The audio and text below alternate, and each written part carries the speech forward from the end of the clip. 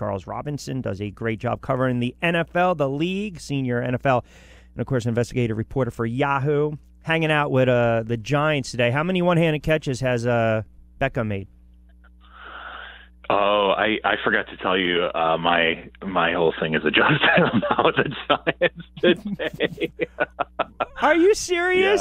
Yeah. That's a horrible job by you. I was excited to dive into this. Yeah, you want to boot me? You can feel free to boot me. No, I can't do that. I mean, if you were any less of a guy, I would have.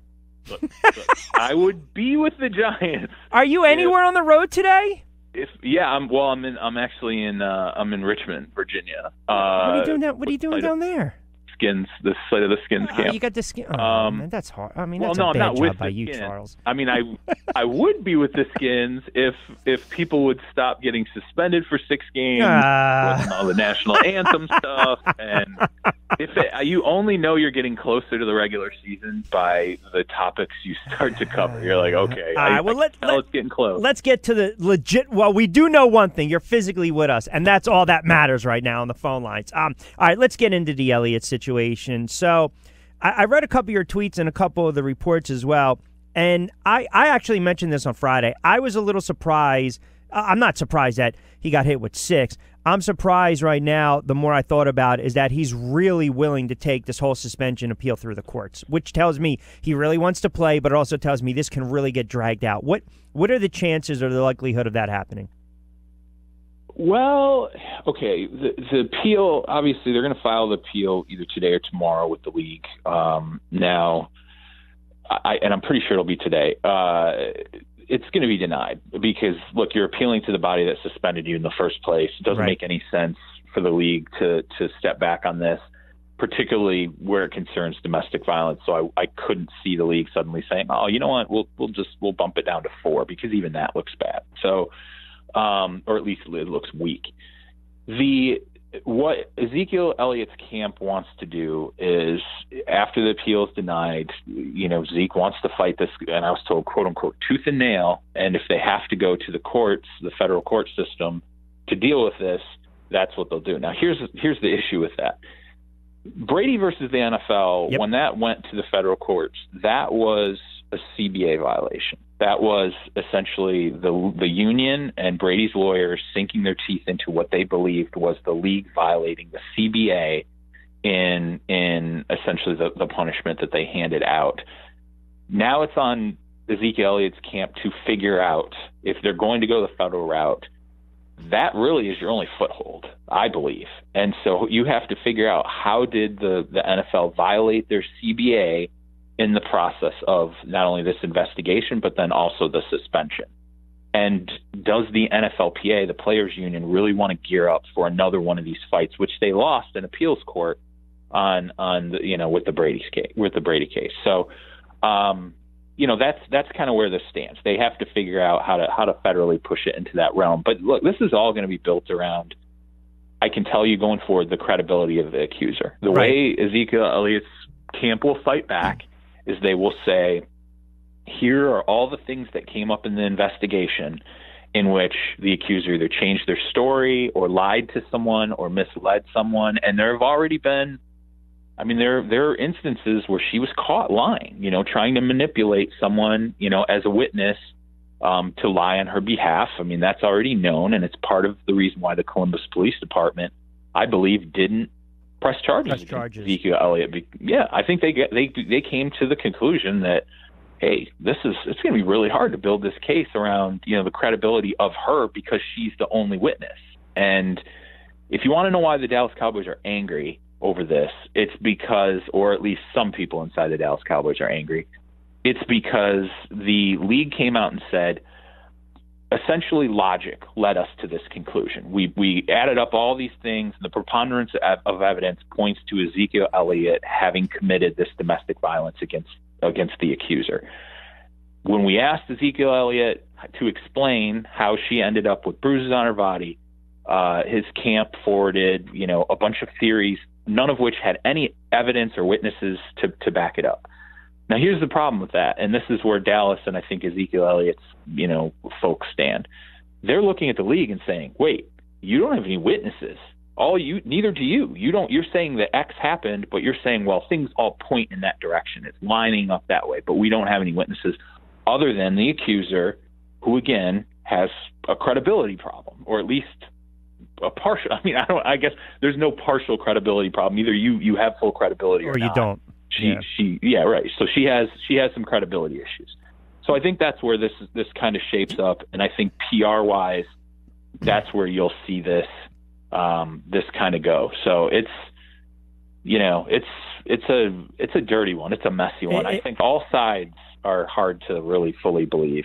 No, and you're right. I mean, and then when you read, the transcripts and you look at the photos and you look at the 3 or 4 days of the alleged incidents, and then you read again some of her quotes, you're right. I mean, victims are victims, but yes, I mean, to be fair, Elliott's camp and attorneys and whatnot, you always bring, it's character assassination. You want to come out and you want to really question the credibility of the victim. And I'm just wondering, do you get the sense, your opinion, and I'm wondering too if it's of the Cowboys' belief too, that they feel the NFL is also suspending him because of a culmination of instances, everything like the domino effect, and where red flag here, red flag there, whether it's right, wrong, or indifferent. Do you think there's something to be said?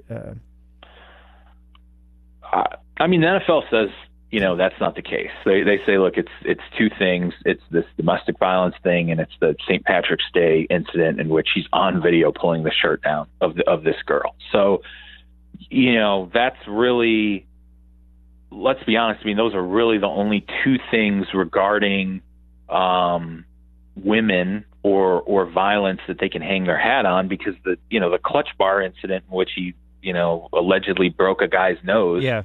That guy has vanished mysteriously. So, or not so mysteriously, use your imagination. I mean, like, it's just like, right. So, that went away, and so they really couldn't factor that in. And again, I don't know how many things you really want to pull into this, because it widens the scope of the investigation. It takes longer. There are more individuals involved. There's more for the. Well, that's what's going to happen when it goes to court, though, right? Because they're going to nitpick and they're going to uncover every stone from Elliott and the Vic. Yeah, I mean, in these, and particularly considering this case, yeah, I mean, they absolutely, that's what will happen. I mean, you'll go to court, and when you go through depositions, when you go through discovery, everything gets asked. But I think that the NFL went pretty deep on this. I mean, they were pulling data off of phones, and I mean, they're asking for text messages. And so I don't think, what's interesting to me was this was an investigation that people can't forget. This went on for nearly a year. Yep. Before, anything was really wrapped up. And for the Columbus Police Department to not press charges, for the NFL to ultimately come out and suspend 6 games, but then go, it was about logic. It was about adding up the pieces. I can see why Ezekiel Elliott's camp says, hey, we got a leg to stand on here, particularly considering the accuser got caught lying. So it's, you hit on it. You hit on it. You don't want to attack an accuser. You don't want to investigate the investigators. You don't want to let it turn into anarchy, right? But I think every single piece of this deserves a fair look. I think the people who went through the investigation, which is not the most transparent process with the NFL, deserve a microscope. I think Zeke deserves a microscope. I think the accuser, because she got caught lying, I mean, now that she put herself out there that way and was caught, and so she deserves a microscope as well. I think everybody here, it should not be free of scrutiny in this process. Before we move to the Eagles and the Bills real quick, if you can say about 15 seconds on this one before we move on. Do you think the suspension is going to be upheld when it's all said and done? Yeah. I just go back to Brady versus the NFL. If Tom Brady can't beat the NFL. Exactly. Who can? Yep. No, you're 100% correct. All right, those were footballs. Yeah, well, exactly right. I said that Friday too. That's what people forget. If Brady can't beat Goodell or the NFL, no one can. Now we saw what the Eagles did on Friday, making the move, trading Matthews with a third-round draft pick for next year to Buffalo for Darby. Now, you also, I saw this, you tweeted out that Roseman was talking with the Bills prior to the draft regarding a trade. Did it involve Matthews, or did it involve maybe potentially looking at getting some quarter? Okay. Yeah, they were discussing. Yeah, Jordan Matthews, and I tweeted something out, and I think it was like March. It was right around free agency, or maybe coming out of the combine. That Matthews was a guy that they were listening for offers. If someone was interested, and I know that the Bills. Actually, that was specifically when I had heard it. I couldn't name the Bills, but the Bills were the team that I knew, had some interest in Jordan Matthews. Now, why it took this long? I mean, I don't know. There's a number of things. I think for the Bills, the interest probably increased in a couple of ways. Number one, hey, if there's a third-round pick on the table, which is really, honestly, I think that was the true trade piece. It wasn't like it was. Oh, no doubt. I don't think this was Darby for Jordan Matthews. This was Darby for a third-round pick. Yeah. And the Bills said, hey, you knew before we're interested in Jordan Matthews. We're moving on from Sammy Watkins. We have a need there in terms of wide receiver depth. So, and if you're the Eagles, you're sitting there going, well, okay, it's a slot guy. We kind of know what he is. We don't know if we really want to pay him, and we've got some outside guys that we've added that we're pretty confident in, and that who we might, at least one of them, we might end up paying. I can see why you make that trade, particularly if you can add a 24-year-old quarterback. I think he's 23 still, 23-year-old quarterback. Yeah, he's a young kid, sure. Who's quality, yeah. So I think it was one of those deals that actually worked out well for both sides. They both walked away with a piece they really wanted. And if Matthews turns out to be, a good player for the Bills, then they're even happier. But I really believe the third-round pick was the centerpiece of that deal. When you look at the NFC East, two more before I let you get out of here. I always appreciate Charles Robinson from Yahoo Sports covers the NFL. A couple minutes with him. When you look at the NFC East and all the issues that the Cowboys have, McFadden's not Elliott. A lot of people think, look, second-year quarterbacks, sometimes they regress. Typically, you look for the progression after you saw what Prescott was able to do last year behind that offensive line with Elliott, the whole 9 yards, winning 13 games. You look at the Washington Redskins, they lose two of their best offensive weapons. I know Williams was suspended, but I know he's on the IR as well, so they've got some issues. They had to make a lot of moves in the offseason to solidify that run defense. And the Giants, again, it goes to the tackle position, and now there's really not a clear-cut a guy that's going to separate himself from the running back position, although they believe it's going to be Perkins. They've got issues on the offensive line. And then you look what the Eagles did. On paper, who improved the most? Who would you give the edge to? I still look at the Giants and their defense, and I still have to say the Cowboys, even though they're kind of a mess, because they are the defending East champions. Well, and I'll say this: the Cowboys added some talented pieces defensively in the draft. They're just Charlton, young, there's Taco Charlton, Cheeto Awuzie from Colorado, the corner who's super flexible for them. They move them all over. Jordan Lewis from Michigan. A number of young pieces that are I think are going to be pretty solid for them, but it might take a year or two. Now that said, look, you hit on it. I think the Giants are up and down. I think the Eagles have a better roster than people realize. I think that if some of these offseason, if Alshon Jeffrey, we don't really even still know what Alshon Jeffrey is going to look like in that offense because you don't know until he's on the field playing in games. If Carson Wentz takes a step forward, to me, you're like, okay, the Eagles have a pretty good defensive roster. They've added some skill position pieces that give them a little more. The playbook should open up more. Yes, agree. With some of the pieces that were added. So, I think the Eagles, NFC East is always, you just throw all four of them out there. You're like, okay, any given year, it's one of the four. It rotates, it seems like. Washington, even though they bring in a Terrell Pryor, they're worse. There's some shuffling of those skill position pieces. It all pretty much hangs on Kirk Cousins. I don't know, man. It's almost throw a dart, but it's not like any team's going to win 13 games and run away with it. Right, and I will say this about the Cowboys. One thing that's worrisome about the Cowboys when the suspension came down, and I'm texting with pro personnel guys who are breaking down tape, they're hitting on, hey man, this guy the Cowboys average 4 yards per carry Yep. on first down last season. They're like, you have no idea. Manageable when you're second. talking about your Yep. playbook. Right. The ladder that you climb, if you can get 4 yards per carry, you're going to be a dang good offensive team unless everyone else around them's terrible. Because you know this, it's manageable second down for the quarterback. You're not asking. You can do anything you want on. Yeah, exactly. Yeah. Yes, you can do almost anything on 2nd and 6, and so not having him on the field. And remember, he's a guy too that they were going to put out on third down this season. They didn't do that a lot last year. So that's 6 games where the complexity and value of your offense, your best centerpiece player, is now gone, and you're platooning back there. So puts a lot of pressure on Dak Prescott.